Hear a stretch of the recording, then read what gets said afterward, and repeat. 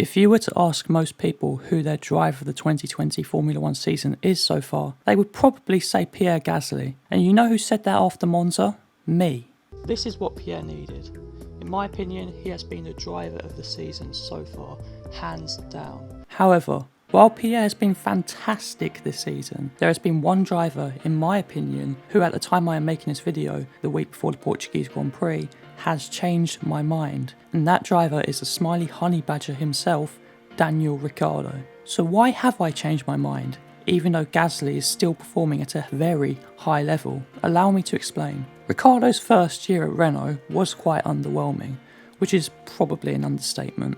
We were hoping that they would be able to challenge Red Bull in 2019, that was the goal they set themselves by the way, and signing Daniel from Red Bull meant that expectations were very high. Now you need a driver and an engine. But the car wasn't up to par, and Ricciardo struggled with the brakes at the start, meaning he couldn't do his legendary dive bombs as often and as well as he would like. Whilst he got much more comfortable in the second half of 2019, McLaren was still a much better package, with Carlos Sainz driving at his very best, and Ricciardo this year actually reminds me of Sainz last year. Before the season even started, it was announced that Ricciardo would leave Renault to go to McLaren for the 2021 season, replacing the outgoing Sainz who is on his way to Ferrari.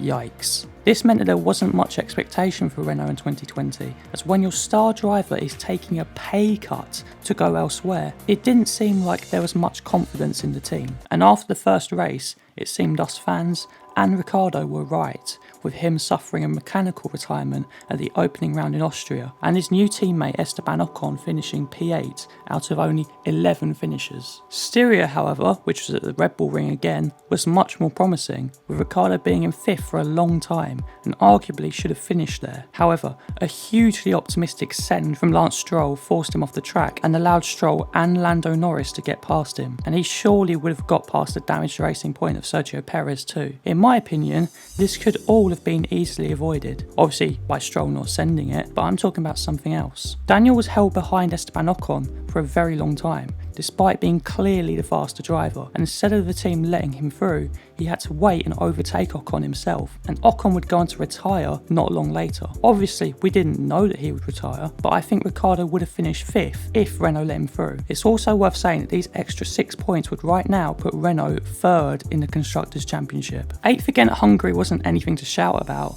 but a very strong drive saw him finish P4 at the British Grand Prix, after Carlos Sainz was one of the tyre failure victims, and he overtook Lando Norris with an impressive move that we have got used to seeing over the years. At the next round, remaining at Silverstone for the 70th anniversary Grand Prix, Renault's race pace looked to now translate into qualifying, with Danny putting the car into 5th on the grid. But we saw a very uncharacteristic mistake in the race, where he spun the car and there wasn't really any chance of a recovery from there, so he finished P14, his lowest finish of the season. 11th at Spain wasn't too great either, but Renault were off the pace all weekend. And now we get into the last 5 races, in which Daniel Ricciardo has been near unstoppable in the midfield. At Spa he finished P4 and grabbed the fastest lap.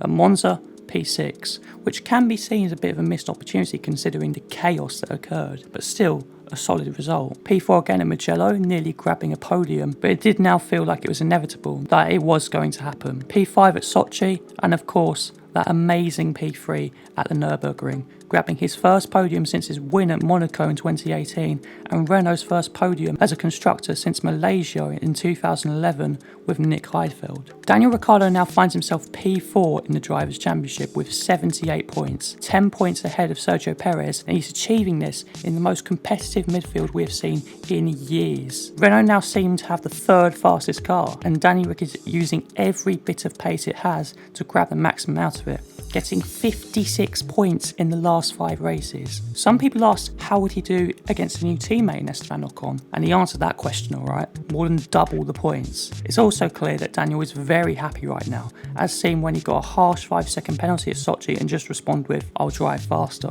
McLaren feels more like a sidestep than an upgrade upgrade now, but with Mercedes engines next year, it may still be a step up. And what I'm really excited to see is Daniel Ricciardo in a McLaren versus Sebastian Vettel in an Aston Martin, both powered by Mercedes. That prospect alone has me so excited. Thank you for watching this video. Let me know if you agree with me in the comments. If you do enjoy my content, I'd really appreciate if you gave this video a like and subscribe to the channel. You can also follow me on various social media in the description down below, and hopefully I will see you in the next one.